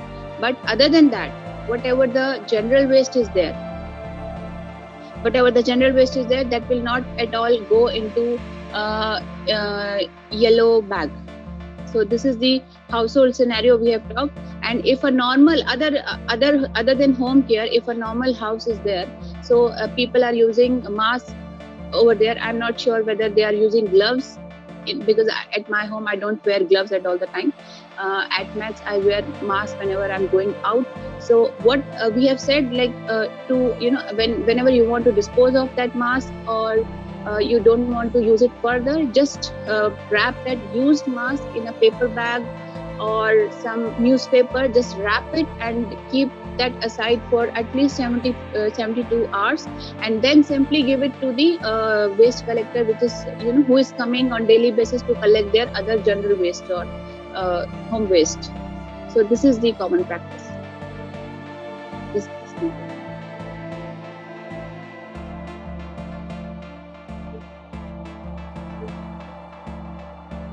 Sure.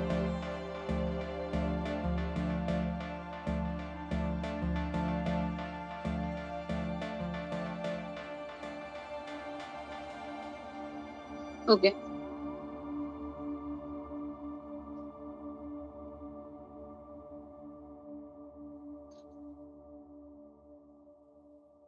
Yeah.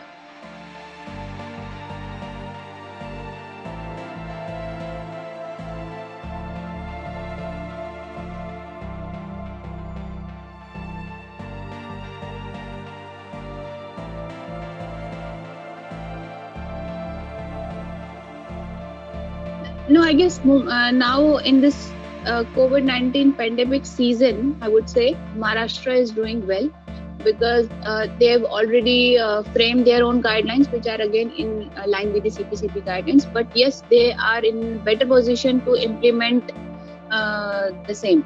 So in Delhi, I'm not saying that scenario is not good. The major problem is of segregation. And earlier, when this whole in March we declared that it is a pandemic, and people started knowing about this thing, and waste generation slowly tends to increase 2 times, 3 times, 4 times. Nowadays it is 6 times, I guess. So earlier it wasn't that bad, but yes, now because we have more number of isolation, quarantine centers, more number of hospitals, more number of patients, so that is how more quantum of waste. So and nowadays people are they become more scared of this whole activity. So they don't want to touch anything, and they are simply keeping everything in the biomedical waste bin. So this is the loophole in the whole cycle, and the important players are, I'm again saying, my common facility operators are ULPs, because they are the coordinators. For example, if I'm talking about home care or any other home quarantine, so if ULB will not dedicate a team or dedicate a staff, or he will not identify a dedicated vehicle, because there should be a dedicated team and dedicated vehicle who will daily go at particular home care or home quarantine center for picking up the waste, for collection of waste. And ULB, if he will not provide that yellow bins to that to the person who is taking care of that entire home care center, so he'll not be able to segregate the waste, and he will simply in black color bag, he will simply store his waste and give it to the waste collector, whosoever is coming. So they are the I think they are the main players in the whole game, I must say. We are just policy makers. We make the policy, but it should be implementable also. So that is how with time to time, I've been releasing many revisions to my guideline. By understanding the scenario, I changed the guideline revision also, and this is how it goes on.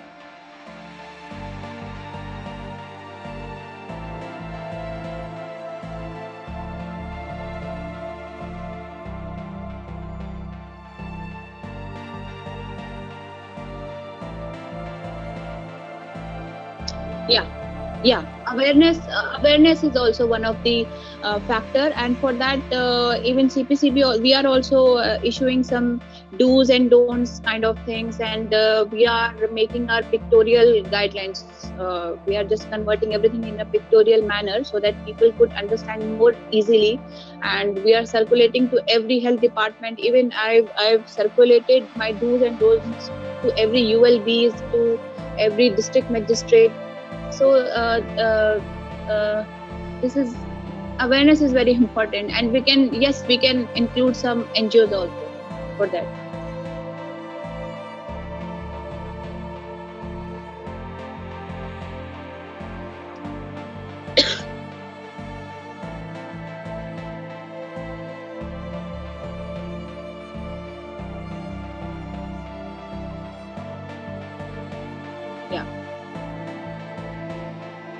Yes, definitely.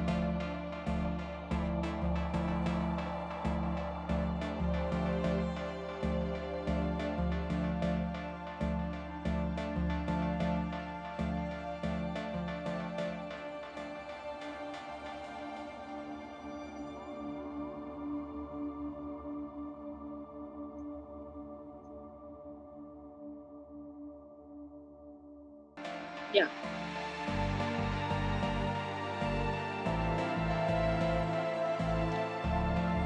But yes. Yeah.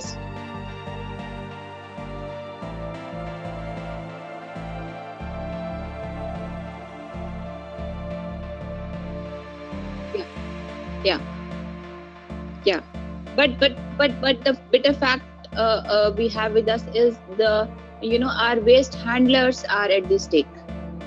They are the people who we are working from home, that is okay, but in this scenario also they are leaving their home every day, and for collecting such infectious waste from the hospitals, from other centers also. And if I talk about the common biomedical treatment facilities and their workers, who really hardly get any wages for such service, they are not even covered under any insurance scheme or something like that. Even they don't have adequate PPs at times. So they approach to CPCB also that this is the scenario, ma'am, I can't send my worker without PP. So even from CPCB side also, we have made such many requests to the relevant ministries, asking just make a note of this, like they are at the stake, and it is becoming more problematic for them to tackle the situation, because they are the people who is, and if they stop doing work, then we'll be in very bad situation, because they are the people who is disposing of this infectious waste, and we can simply live in a better place without that infectious waste. So they are very hmm. Hmm.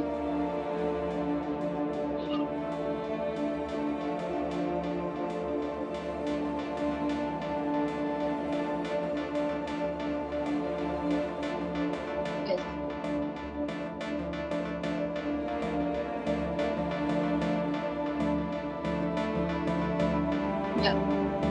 Yeah.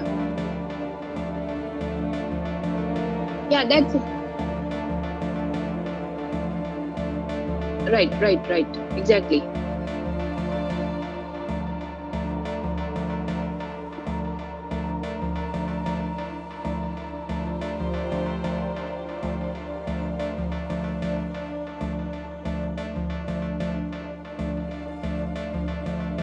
Yeah.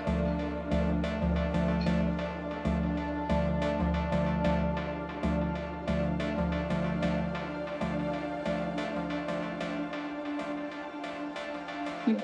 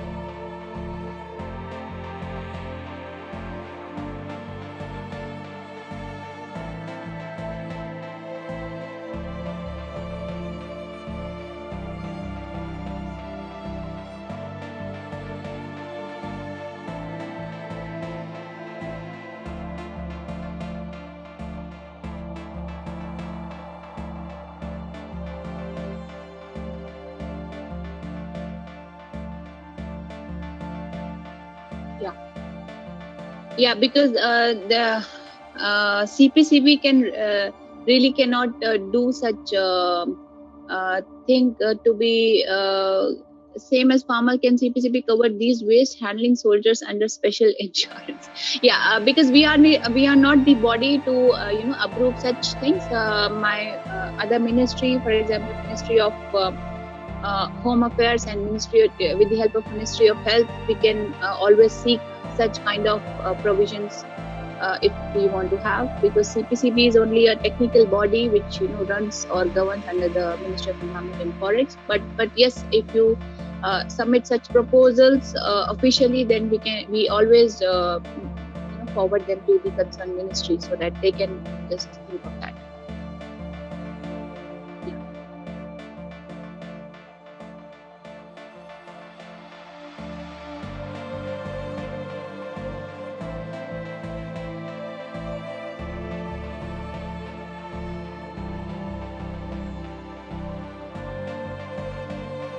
Mm-hmm. Yeah, you should, because no one really talk about them, and it is a high time. Yeah.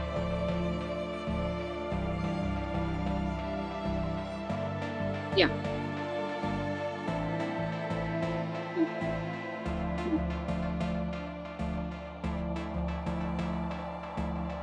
Hmm.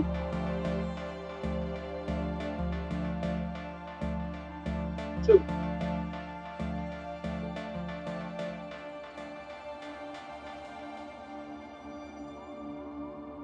Yeah.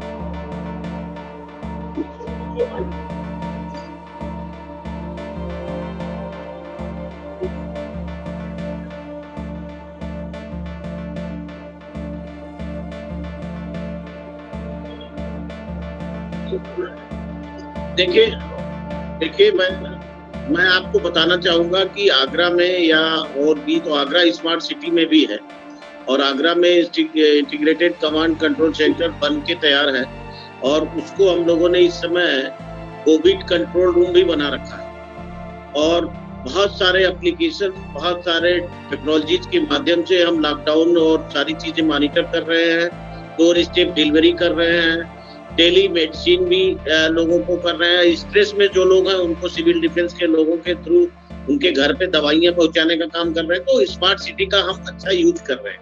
अब चूंकि Covid है और ये pandemic अभी रहना है जब तक वैक्सीन नहीं आती है, तो इसके साथ ही जीवन शैली हमको जीनी पड़ेगी। ऐसी स्थिति में जो व्यवस्थाएं हमको करनी होंगी, हमारी अभी से उसकी तैयारी शुरू हो रही है। आईसी एक्टिविटीज का बहुत बड़ा रोल है। उसके लिए हमारे सभी इम्पोर्टेंट जितने भी चौराहे हैं उन पे पीए सिस्टम लगा हुआ है, 360 डिग्री पीटीजेड कैमरे लगे हुए हैं। तो हम कोई भी मैसेज अगर पूरे शहर को बताना चाहें तो हम एक जगह से जो भी चीज बोलते हैं सारे शहरवासी तुरंत उसको विदिन आवर उन तक पहुंच जाता है, घर तक वो बात पहुंच जाती है। एक तो हम उसका बहुत अच्छा से यहाँ उपयोग कर रहे हैं, इफेक्टिव प्रयोग कर रहे हैं। हमको जो कुछ भी कोविड के बारे में मैसेज देना होता है, लॉकडाउन के बारे में देना होता है, या जो इस डिजीज के बारे में चीजें जो एसओपीज है उसको बताना होता है, तो हम उसके थ्रू बता रहे हैं। तो एक तो ये आईसी एक्टिविटीज हम इसके थ्रू करेंगे। दूसरा जो पुराने तरीके हैं रेडियो जिंगल्स के माध्यम से सिनेमा में दे करके स्लाइड, और अब सिनेमा हॉल तो जल्दी खुलेंगे नहीं क्योंकि सोशल डिस्टेंसिंग में सिनेमा हॉल पे ही सबसे ज्यादा वो रहेगा। लेकिन उसके अलावा बाकी जितने भी जो इलेक्ट्रॉनिक मीडिया, प्रिंट मीडिया के थ्रू आईसी को हम बढ़ावा दे सकते हैं। जैसा कि आपने कहा नुक्कड़ नाटक, वो भी इन प्लेस है, वो भी हमारे उसके वेंडर तय है, वो भी करेंगे। तो ऐसा नहीं है कि अब इस पैंडेमिक के बारे में और इस महामारी के बारे में किसी को कोई कंफ्यूजन है। हर व्यक्ति तक लगभग ये मैसेज जा चुका है। जैसे जैसे इसमें संशोधन आ रहे हैं वो बताने की जरूरत रह जाएगी मेरे ख्याल से। आईसीएमआर की गाइडलाइंस भी लगातार चेंज हो रहे हैं, WHO भी लगातार चीजों में कहीं रिलैक्स कर रहा है तो कहीं हार्ड कर रहा है। तो वो चीजों को लगातार हम लोगों को पढ़ करके और पब्लिक तक उन चीजों को पहुंचानी होगी। साथ ही साथ इसमें जो एहतियात बरतना होगा, जैसे कि हमने जो प्लान किया है कि जितने भी हमारे पब्लिक प्लेसेस है वहां पे हम 1-1 मीटर के डिस्टेंस पे वॉश बेसिन को बना के रखें, और जहाँ पे ज्यादा ट्रांजिट हो रहा है, ज्यादा लोग टू एंड फ्रो करते हैं, पब्लिक प्लेसेस हैं, वहाँ 1-1 मीटर पर हम बेसिन बनाएं, दूरी रखते हुए 4-4, 5-5 बेसिन का एक क्लस्टर बना दें और वहाँ पे लिक्विड सोप रख दें, ताकि जो आदमी नॉर्मल अगर लॉकडाउन फ्री भी होता है, मूवमेंट होता है, तो वहाँ पे उसको हाथ धोने के लिए, वॉश करने के लिए हमारे म्यूनिसिपल कॉर्पोरेशन की लिमिट में ये चीजें उसको मुहैया हो जाए। तो इस तरह के नई आइडियाज हैं, नई चीजें हम लोग सोच रहे हैं, और इससे कैसे हम इससे बचें और कैसे अपने सिटीजन को महफूज रख सकें, इन सारी चीजों पर लगातार फोकस हो रहा है। और जो एक बड़ी बात आ रही है, जो फोकल पॉइंट मैं आपको बताना चाहूंगा, आप इसको और स्तर पे भी आप कर सकते हैं, कि जो बल्क वेस्ट जनरेटर है और जो डिसेंट्रलाइज वेस्ट मैनेजमेंट की बात थी, आज जो बात उस पर हम लोग कर रहे हैं, उसमें सबसे ज्यादा अगर इफेक्टिव कोई चीज हो सकती है तो होम कंपोस्टिंग। अगर वेट वेस्ट को हर सिटीजन अपने घरों में होम कंपोस्टिंग कर ले और अपने लॉन में या अपना जो उनका एक बड़ा सा एरिया होता है RWAs में, गेट बंद कॉलोनीज में, और जो फ्लैट है, फ्लैट में भी आप देखते होंगे कि एक ओपन स्पेस दिया जाता है। अगर एक कोई मल्टी स्टोरेज बिल्डिंग है, उसमें 100 लोग रहते हैं, तो उनके लिए भी एक ओपन स्पेस होता है। वहाँ पे ये छोटे डिसेंट्रलाइज मैनेजमेंट के कंपोस्टिंग के प्लांट आ रहे हैं, उनको रख करके वो अपना पूरा का पूरा डिसेंट्रलाइज वे में कंपोस्टिंग कर सकते हैं, और वे वेस्ट टू वेल्थ की ओर जा सकते हैं और ग्रीनरी भी पैदा कर सकते हैं। उससे बहुत ज्यादा हार्टिकल्चर और एग्रीकल्चर में भी उसका यूज कर सकते हैं। तो इस चीज को बढ़ावा देने के लिए आईसी एक्टिविटीज हम लोग कर रहे हैं। अभी जैसे हमने करीब 10,000 घरों को हमने किट बांटी है होम कंपोस्टिंग की। तो ये डिसेंट्रलाइज वेस्ट मैनेजमेंट, अभी जैसे फ्लावर है, हमारे मंदिर है, जो बड़े मंदिर है जहाँ पे ज्यादा फूल, 1 क्विंटल से ज्यादा फूल चढ़ता है रोज, उनको हमने 3-4 गाड़ी लगा करके फूलों को अलग ले करके और उस फूल से अगरबत्ती बनाना और उससे कंपोस्ट बनाना, और उसको हमने नाम दिया कि ये जो है वेजिटेरियन मेन्योर है, इसमें तुलसी के पौधों में उसमें तो ये शुद्ध खाद है, क्योंकि भगवान के यहाँ चढ़ा हुआ फूल है तो उससे बना हुआ है। उसी तरह से जो एक सबसे बड़ी जो महत्वपूर्ण बात है, डिसेंट्रलाइज जो वेस्ट मैनेजमेंट इसलिए भी जरूरी है कि जो हमारे डलाव घर हैं या जो बीन्स हैं, उसमें इस समय पैंडेमिक में बहुत ज्यादा सतर्क रहने की आवश्यकता है कि एक भी संक्रमित कचरा उसमें गया और कहीं हमारे एस्ट्रे एनिमल्स ने खाया और उससे उनके शरीर में कोई कंटेमिनेशन हुआ और उससे फिर वो ह्यूमन को जो है वो चेन बनी, तो वो भी एक बहुत खतरनाक बात हो सकती है। उसपे भी हमें अवेयर रहना है। इन सारी बातों को थ्रू आईसी और थ्रू अवेयरनेस जनता को तैयार करना है। म्युनिसिपल कॉर्पोरेशन की महती जिम्मेदारी है इसमें बहुत ज्यादा। और इसमें मैं ये चाहूंगा कि जो बल्क वेस्ट जनरेटर है उनके लिए कानून तो बन गया और उनको एक ईपीआर के तहत और उसके या तो म्युनिसिपल कॉर्पोरेशन से अपने वेस्ट को प्रोसेस करने के लिए संबद्ध करें या खुद अपनी व्यवस्था करें। इसके लिए मैंने यहाँ आगरा में 2500 लोगों को नोटिस दिए, 2500 लोगों को नोटिस दिए दे आर बल्क जनरेटर, और उनमें से मुश्किल से अभी 25 लोगों का मुझे रिप्लाई मिला है जिन्होंने कि कहीं न कहीं अपनी संबद्धता रख करके और उसको साइंटिफिक अपना मैनेजमेंट वेस्ट डिस्पोजल का कर रहे हैं।